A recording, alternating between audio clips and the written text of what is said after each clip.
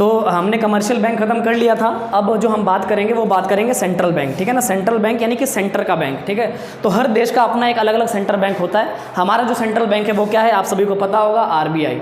RBI यानी कि reserve bank of India. कौन सा होता है, RBI, reserve bank of India. तो हमारा कमर्शियल बैंक कौन सा है, आरबीआई यानी कि रिजर्व बैंक ऑफ इंडिया, ठीक है।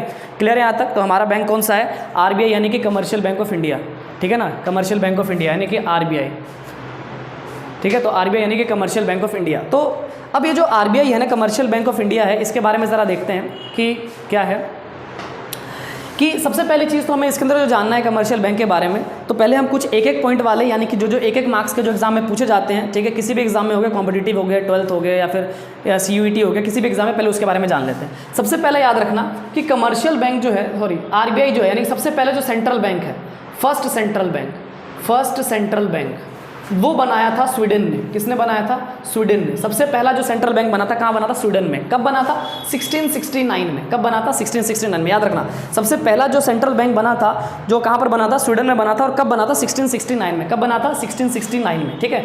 दूसरा याद रखना है, जो कमर्शियल बैंक जो है, कमर्शियल बैंक, उसका जो मेन काम होता है, उनका जो मेन काम होता है वो क्या होता है, वेलफेयर का काम होता है। वो क्या काम होता है, वेलफेयर का काम। यानी कि वो जो पब्लिक होती है, पब्लिक के वेलफेयर के लिए काम करती है। पब्लिक के क्या करती है, वेलफेयर के लिए काम करती है। पब्लिक के वेलफेयर के लिए काम करती है, यानी लोगों की भलाई के लिए काम करती है, यानी कि लोक कल्याण के लिए, लोक कल्याण के लिए काम करती है, लोक कल्याण के लिए काम करती है, ठीक है ना।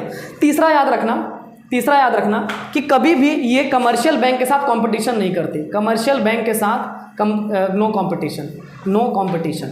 कंपटीशन, ठीक है ना। यानी कि वाणिज्यिक बैंक के साथ, जो वाणिज्यिक बैंक होती है उनके साथ कोई भी प्रतिस्पर्धा नहीं करती, यानी किसी तरह का कोई कंपटीशन नहीं होता कमर्शियल बैंक के साथ इनका। क्यों, क्योंकि इन्हीं के तो गाइडलाइंस पे कमर्शियल बैंक चलती है। अगर कमर्शियल सेंट्रल बैंक इनसे कंपटीशन करने लग जाए तो कभी कमर्शियल बैंक आगे बढ़ पाएगी, वो चल ही नहीं पाएगी, जीत ही नहीं पाएगी। इसलिए सेंट्रल बैंक का जो एम होता है वो कमर्शियल बैंक को गाइडलाइंस प्रोवाइड करना, उनको समझाना, उनके लिए रूल और रेगुलेशन को बनाना, ठीक है, किस तरह से वो अपना काम करें, लेकिन कभी भी उनसे कॉम्पिटिशन करना नहीं होता, ठीक है। यहाँ तक क्लियर है, आई होप यहाँ तक क्लियर हो चुका होगा। अब बात करते हैं कि कमर्शियल बैंक जो है, कि हमारा जो सेंट्रल बैंक यानी कि आरबीआई जो है वो फॉर्म कैसे हुआ, वो बना कैसे, ठीक है। तो उसके बारे में हम बात करेंगे।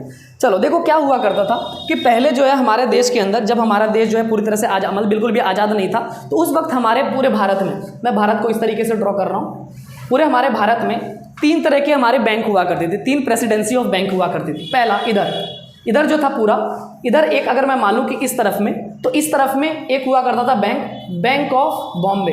कौन सा हुआ करता था, बैंक ऑफ बॉम्बे, ठीक है, बैंक ऑफ बॉम्बे। यानी इस पूरे को ध्यान रखने का काम बैंक ऑफ बॉम्बे का हुआ करता था। 3 प्रेसिडेंसी, पहला प्रेसिडेंसी बैंक कौन सा है, बैंक ऑफ बॉम्बे। अगर मैं बात करूं कि इधर नीचे तो नीचे अगर देखें तो यहां पर हुआ करता था बैंक ऑफ मद्रास। क्या हुआ करता था, बैंक ऑफ मद्रास, ठीक है ना। दूसरा बैंक कौन सा है, बैंक ऑफ मद्रास। पहला हुआ करता था बैंक ऑफ बॉम्बे, दूसरा हुआ करता था बैंक ऑफ मद्रास, और तीसरा जो है ऊपर यहां पर तीसरा, तो ये था bank of Bombay, bank of Madras और तीसरा था बैंक ऑफ बंगाल, ठीक है ना, बैंक ऑफ बंगाल। तो 3 बैंक थी, बैंक ऑफ बॉम्बे, एक था तुम्हारा बैंक ऑफ बंगाल, और तीसरा क्या था, बैंक ऑफ मद्रास। तो 3 बैंक हुआ करते थे, 3 प्रेसिडेंसीज बैंक हुआ करती थी, ठीक है ना। पहले के ज़माने में यही चला करती थी। बाद में क्या होता है कि ये जो 3 बैंक है, ये जो 3 प्रेसिडेंसीज बैंक है, यानी कि 3 जो हमारे पास ये जो बैंक है प्रेसिडेंसीज बैंक, इन बैंकों को, ये जो 3 हमारे पास प्रेसिडेंसी बैंक है, एक सेकेंड रुक जाओ,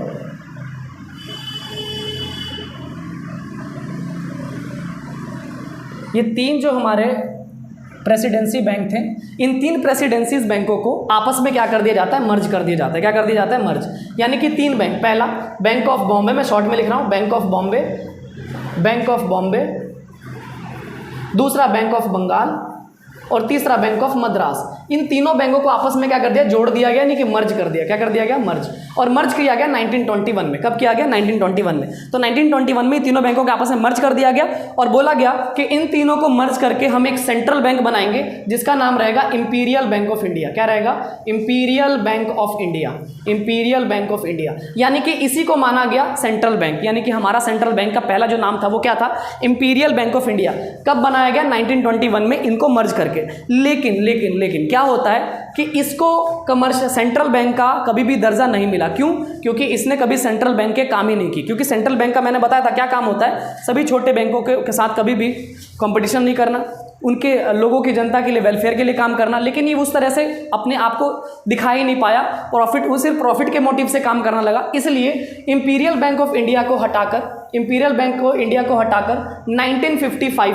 1955 में इसी बैंक का दूसरा नाम चेंज करके बना दिया गया SBI। क्या बना दिया गया? SBI। यानी कि याद रखना, SBI का जो पुराना नाम था वो क्या था? Imperial bank of India. और इसी बैंक को जो कि क्या बनने वाला था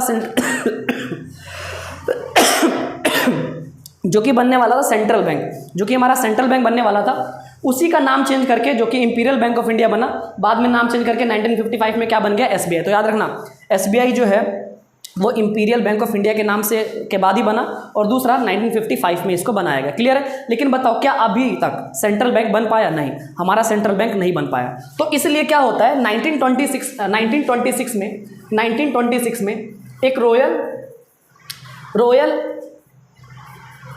एंड हिल्टन यंग कमीशन की एक कमेटी बैठती है। यानी याद रखना, ये डेट याद रखना और ये कमेटी याद रखना, क्योंकि पेपर में पूछा गया और पूछा जाएगा।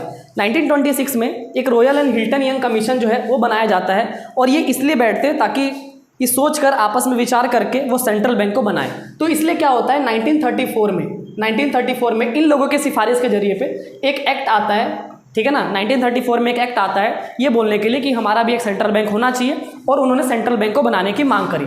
और जिसके कारण 1935 में एक साल बाद 1 अप्रैल 1935 में हमारा RBI जो है यानी कि सेंट्रल बैंक वो बनकर तैयार हुआ। तो याद रखना हमारा RBI जो है किस कमीशन के तहत बना? तो royal and Hilton young commission. दूसरा, ये कमीशन कब बना था? 1926 में। तीसरा, ये जो बनाया था किस एक्ट पर बनाया गया था? 1934 एक्ट पर। लेकिन बना कब? तो 1 अप्रैल 1935 में हमारा RBI जो बनकर तैयार हुआ था। इसीलिए हम 1 अप्रैल को क्या मनाते हैं? अपना फाइनेंशियल ईयर मनाते हैं। क्या मनाते हैं? Financial year. तो तुमने सुना होगा कि हमारा फाइनेंशियल ईयर यानी कि वित्तीय वर्ष वो कहाँ से स्टार्ट होता है? तो वो स्टार्ट होता है 1 अप्रैल से 31 मार्च तक। तो 1 अप्रैल से इसलिए क्योंकि 1 अप्रैल जो है हमारा RBI का उस दिन क्या हुआ था? गठन हुआ था, स्थापना हुआ था। इस कारण से ही हमारा जो 1 अप्रैल को क्या मनाया जाता है? फाइनेंशियल ईयर मनाया जाता है। बताओ यहाँ तक क्लियर है? समझ आए? तो इस तरीके से RBI जो है वो बनकर क्या हो गया? तैयार हो गया। बताओ यहाँ तक क्लियर है? तो RBI अब पूरी तरह से बनकर तैयार हो चुका है।